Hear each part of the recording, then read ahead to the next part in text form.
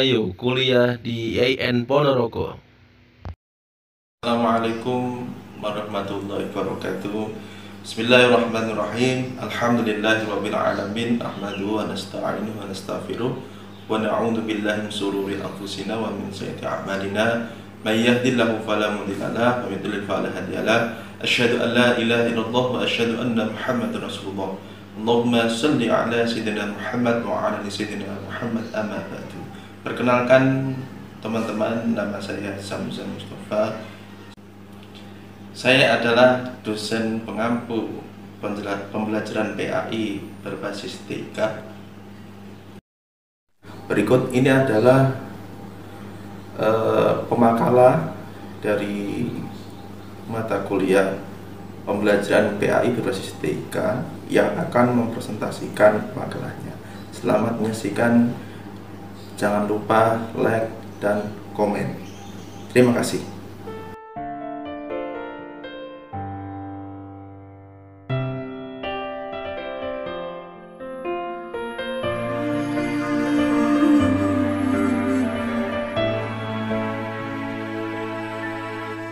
ضياء منه القمر يستحي كل النساء تود أن تكون مثلك يا عائشة بنت أبي بكر حبيب رسول الله فازت بقلب. Sebelumnya, Assalamualaikum warahmatullahi wabarakatuh. Kami dari kelompok 9 akan menjelaskan tentang materi program komputer untuk rekayasa video dalam pembelajaran PAI. Yang pertama adalah pengertian video. Pengertian video dalam bahasa Latin yaitu video atau visum, yang artinya melihat atau yang mempunyai daya penglihatan. Menurut Kamus Bahasa Indonesia, video adalah suatu teknologi pengiriman sinyal elektronik dari suatu gambar bergerak. Jadi, video itu ada proses penangkapan, perekaman, pengolahan, penyimpanan, pemindahan urutan gambar diam dengan menyajikan adegan-adegan dalam gerak secara elektronik. Video menyediakan sumber daya yang kaya dan hidup bagi aplikasi multimedia. Video merupakan gambar yang bergerak. Jika di dalam animasi itu objeknya adalah buatan, maka di dalam video itu objeknya adalah nyata. Selanjutnya, media video merupakan suatu sarana yang dapat digunakan dalam proses pembelajaran yang memiliki atribut sebagai berikut. Yang pertama, rekayasa waktu media video sangat memungkinkan kita untuk merekayasa waktu yang telah terjadi, baik itu mempercepat maupun untuk memperlambatnya. Misalnya dalam pelajaran SKI, guru dapat memberikan sebuah video yang menceritakan tentang bagaimana kisah-kisah Khulafaur Rasyidin pada masa kepemimpinannya. Pada hal tersebut, guru dapat melakukan rekayasa waktu terhadap video tersebut. Artinya, guru dapat mengemas video itu sedemikian rupa agar mempercepat atau memperlambat waktu pada video sesuai dengan inti yang akan diajarkan oleh guru pada peserta didiknya. Yang kedua, rekayasa tempat. Selain memungkinkan kita untuk merekayasa waktu, media video juga memungkinkan kita untuk merekayasa tempat. Artinya, media video mampu memperlihatkan suatu kejadian tanpa harus langsung melihat di mana tempat kejadian itu berlangsung. Contohnya, pada pembelajaran PAI itu pada pelajaran fikih. Pada mata pelajaran fikih materi haji, guru dapat menampilkan sebuah video tentang pelaksanaan ibadah haji, yaitu menunjukkan bahwa media video mampu memperlihatkan suatu tempat tanpa harus melihat langsung pada tempat kejadiannya. Yang ketiga, animasi berkaitan dengan rekayasa waktu dan tempat seperti yang dijelaskan di atas. Atribut media video yang lainnya yaitu animasi. Waktu dan tempat dapat direkayasa dengan animasi. Misalnya pada pelajaran akidah akhlak, guru itu dapat memberikan sebuah contoh video yang menceritakan tentang perbuatan anak yang jujur dengan contoh kartun Islami. Pada kartun itulah yang disebut dengan animasi, karena video animasi kartun telah mengubah waktu dan tempat menjadi gambaran yang berbeda dengan aslinya. Yang selanjutnya, konvensi video, perangkat, dan teknik yang terdapat dalam video seperti rekayasa waktu, tempat, dan animasi adalah sebuah kesepakatan umum dalam media video. Yang selanjutnya adalah keunggulan dari media video. Keunggulannya adalah yang pertama adalah menayangkan gambar bergerak, yang kedua memperlihatkan sebuah proses dan prosedur, yang ketiga sarana observasi yang aman, yang keempat sarana untuk mempelajari pengetahuan dan keterampilan tertentu, yang kelima memperlihatkan contoh sikap dan tindakan yang dapat dipelajari. Selanjutnya adalah kelebihan dan kekurangan dari media video.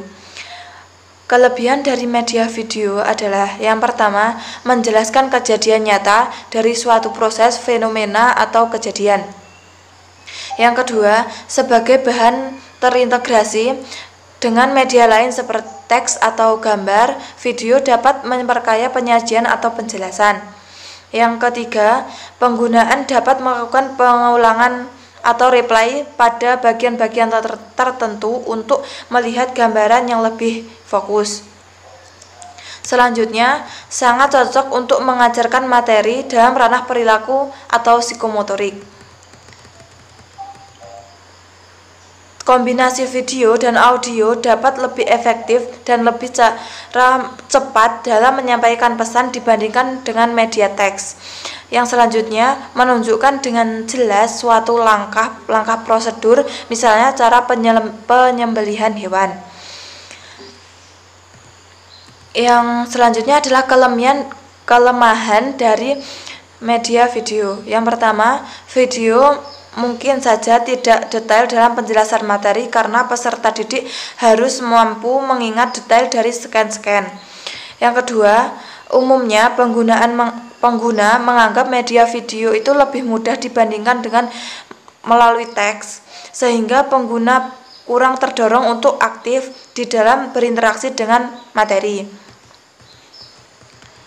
Yang selanjutnya adalah karakteristik dari media video. Yang pertama adalah kejelasan pesan, bahwa dengan media video itu siswa itu dapat memahami pembelajaran secara bermakna dan informasi dapat diterima secara utuh, sehingga dengan sendirinya informasi atau akan tersimpan dalam memori jangka panjang dan bersifat retensi. Yang kedua adalah berdiri sendiri.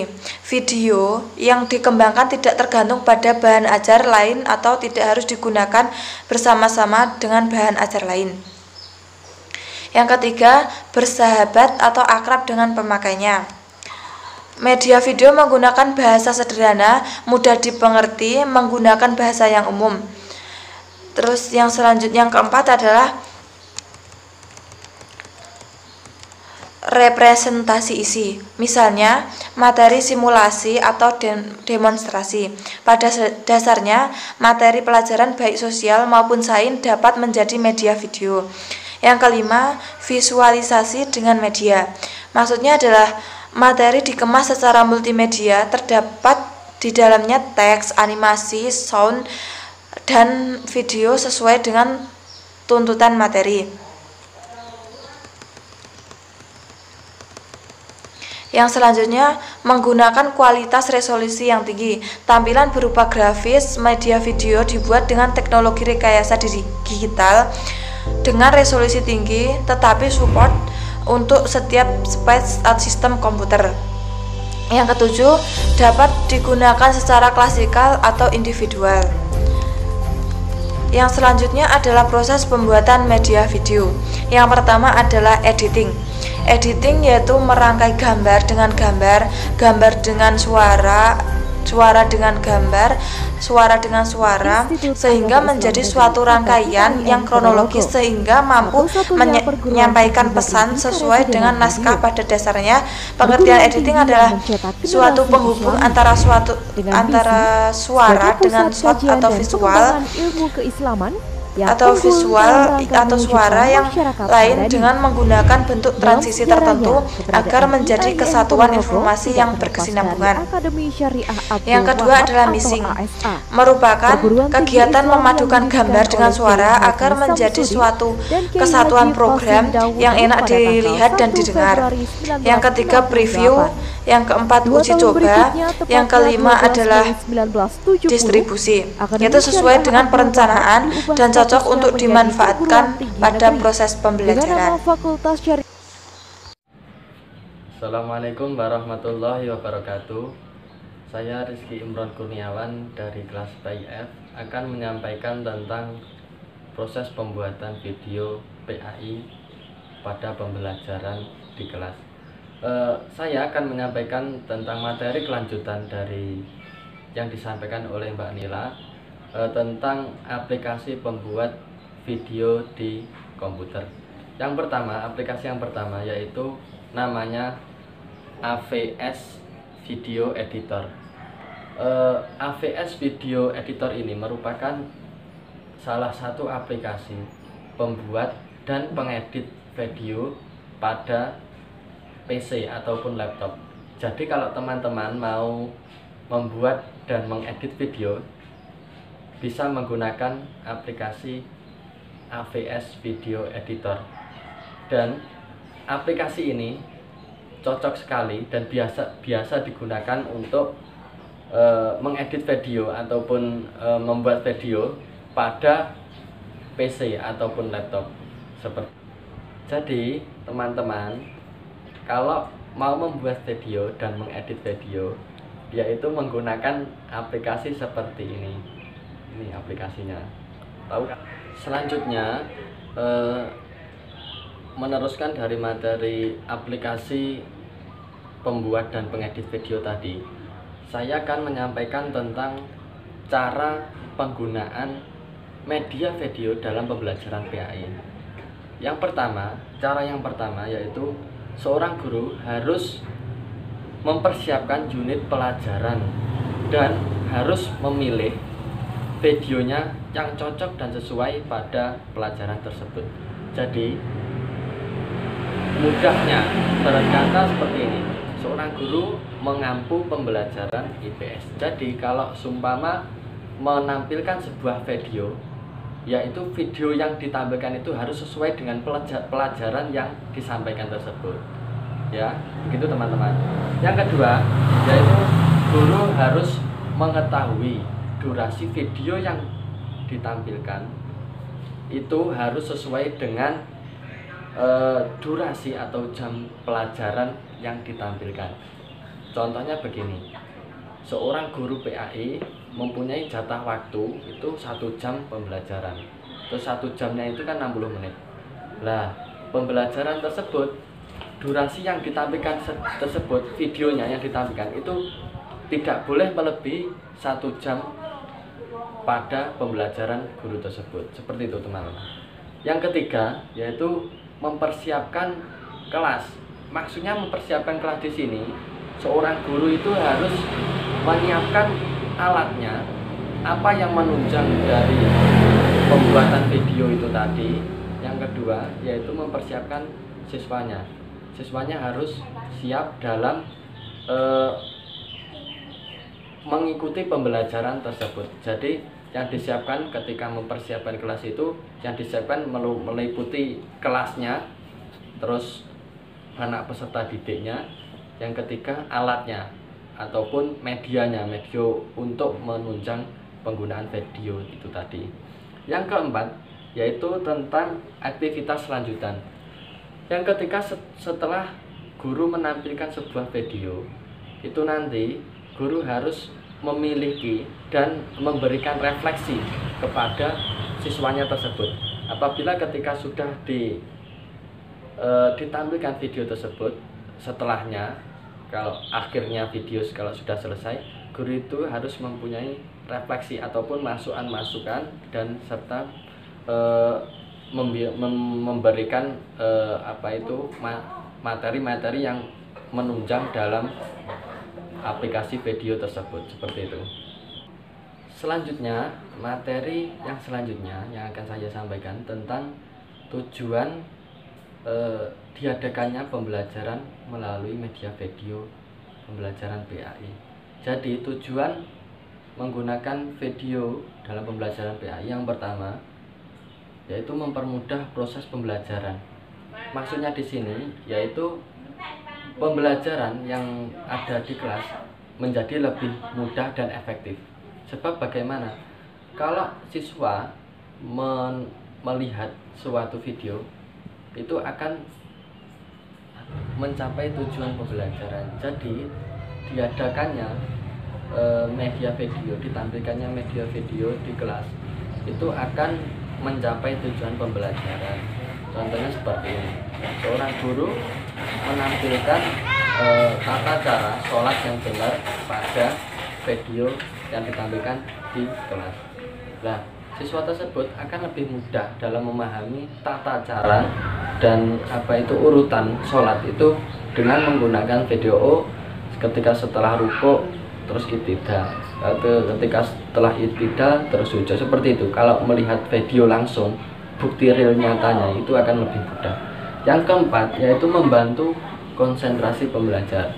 Jadi siswa tersebut ketika melihat dan mengamati video itu akan konsentrasinya, pemahamannya itu menjadi lebih luas, lebih tinggi ketika menggunakan media video. Contohnya seperti ini. Seorang Andi, seorang anak siswa itu melihat video tentang cara penyembelihan hewan. Jadi seorang siswa tersebut melihat bagaimana bagian-bagian dari proses penyembelihan tersebut, mulai dari pisaunya seperti apa, terus hewannya, posisi hewannya, terus bagaimana tekniknya menyembelih, seperti itu. Selanjutnya tentang manfaat video dalam pembelajaran PAI. Yang pertama yaitu pembelajaran akan lebih menarik. Contohnya seperti ini. Siswa kalau melihat video daripada melihat seorang guru pasti akan lebih tertarik pada video. Sebab mengapa? Kalau rata-rata biasanya itu kalau menggunakan video itu lebih tertarik. Contohnya, oh itu baik di sana seperti ini, terus contohnya seperti ini, seperti itu. Bagian-bagiannya seperti ini. Kalau seorang guru melihat seorang guru biasanya rata-rata itu jenuh. Guru obrolnya seperti ini, seperti itu. Itu dulu ya. Yang kedua, bahan pembelajaran akan lebih jelas maknanya. Maksudnya di sini bahan pembelajaran, bahan materinya tersebut itu akan lebih jelas, lebih detail dan lebih terperinci dari penggunaan video. Sebab mengapa? Kalau menggunakan video, bagian dari suatu bagian itu akan lebih terlihat. Oh, kalau proses pemandikan jenazah seperti ini, bagiannya seperti ini, terus kain kafannya seperti ini ya. Lebih jelas materinya yang disampaikan itu kalau menggunakan video lebih jelas. Yang ketiga yaitu metode mengajar lebih bervariasi. Maksudnya di sini seorang guru kan rata-rata menggunakan metode ceramah dan tanya jawab. Kalau menggunakan media video itu akan lebih bervariasi. Tidak hanya seorang guru bicara saja di depan kelas, akan tetapi ikut bervariasi, ikut menggunakan, ikut melakukan, mengamati dari sebuah video tersebut. Yang keempat yaitu siswa banyak melakukan kegiatan belajar seperti itu di kelas. Contohnya siswa kalau